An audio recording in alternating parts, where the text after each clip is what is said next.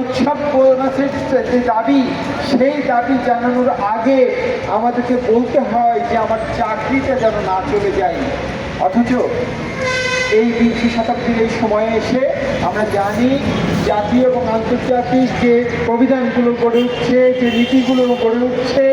রাষ্ট্রের জন্য যে সামাজিক সুরক্ষার যে দায়িত্বশীলতার প্রশ্নগুলো আসছে, সেখান থেকে আমরা জানি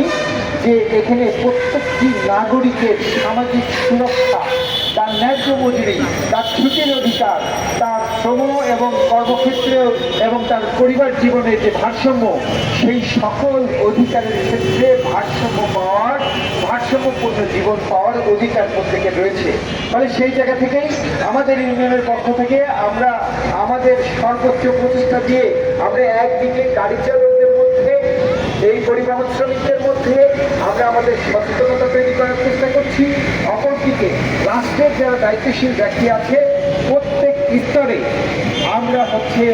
শ্রম আইনের যে বিদ্যমান স্বীকৃতিগুলো রয়েছে, সেই স্বীকৃতিগুলো যেন সবার জন্য প্রযোজ্য হয়, আমরা সেই কথাগুলো তুলে ধরতেই এই রাস্তায় এসে দাঁড়াই। আমাদের সাংবাদিক এবং গণমাধ্যম কর্মী যারা রয়েছেন তাদের মাধ্যম দিয়ে আমরা সারা দেশবাসীর কাছে আবেদন রাখতে চাই যে আমরা পরিবহন সেক্টরে যারা কাজ করি, আমরা তারা দেশের অর্থনীতির যে রক্ত সঞ্চালন সেই ভূমিকাটা পালন করি। দেশের অর্থনীতির লাইফ লাইনের ভূমিকা আমরা পরিবহন শ্রমিকরা পালন করি, কিন্তু সবচেয়ে নির্যাতিত, নিপীড়িত, অবহেলিত এই শ্রমিকরা আমরা যখন রাস্তায় গাড়ি চালাই তখন আমাদের জীবন যেমন অনিরাপদ হয়ে ওঠে, একইভাবে